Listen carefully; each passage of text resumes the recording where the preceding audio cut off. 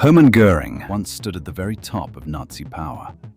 Commander of the Luftwaffe, founder of the Gestapo, Hitler's chosen successor. He lived surrounded by stolen masterpieces, vast estates, military glory, and absolute influence.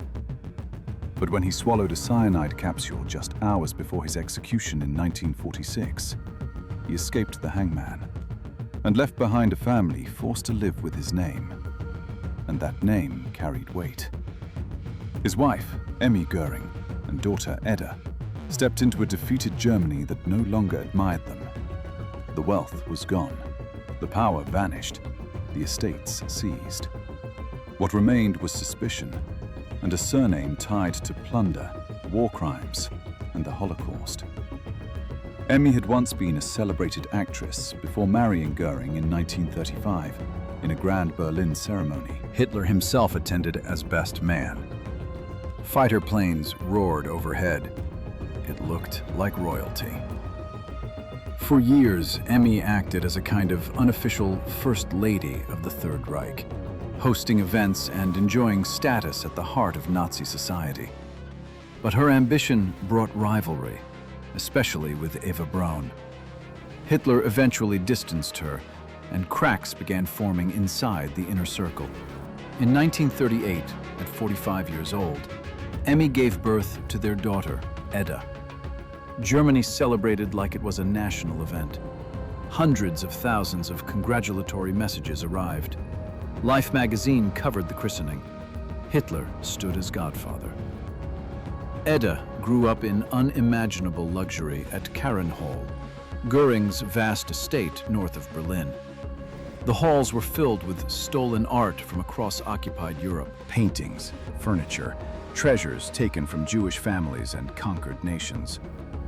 There was a private cinema, a pool, even a miniature palace built just for her. To the outside world, she was the little princess of Nazi Germany. But fairy tales built on theft don't last. As the war turned against Germany, the family retreated to the mountains. In April 1945, with Berlin collapsing, Göring sent Hitler a telegram suggesting he should assume leadership if Hitler was trapped. Hitler saw betrayal. He stripped Göring of his titles and ordered his arrest. Days later, Göring surrendered to American forces, expecting treatment as a statesman. Instead, he was disarmed, his medals confiscated, and sent to face trial at Nuremberg. Emmy and 7-year-old Edda were also detained. During interrogation, Emmy insisted she knew nothing of her husband's crimes. She described herself as just a wife and mother. But records showed she had lived comfortably inside the regime, benefiting from seized property and status. At Nuremberg, Göring defended himself with confidence. His booming voice filled the courtroom as he tried to justify the regime's actions. Some Germans listening even felt a strange flicker of pride hearing him speak, but the evidence was overwhelming. Footage from concentration camps, signed documents, survivor testimony. He was sentenced to death. Hours before execution, he cheated the gallows with cyanide. The mystery of how he obtained it remains debated. For Emmy and Edda, the trial's end was only the beginning. Emmy faced denazification. She was classified as complicit, sentenced to prison, had 30% of her property confiscated, and was banned from acting. Most of the family's wealth, including Göring's massive art collection, was seized. They returned to a Germany that viewed them with cold suspicion. At first, they lived in a small cottage without electricity. Later, a modest apartment in Munich. The woman who once hosted state banquets now struggled financially. Edda, meanwhile, went to school, studied law, and later worked quietly in Munich. But she never abandoned her father's memory. She fought legal battles to reclaim confiscated property, including valuable jewelry and a Renaissance painting given at her baptism. Some cases she won temporarily. Others were overturned years later. Her apartment became a shrine to Göring, filled with portraits and memorabilia.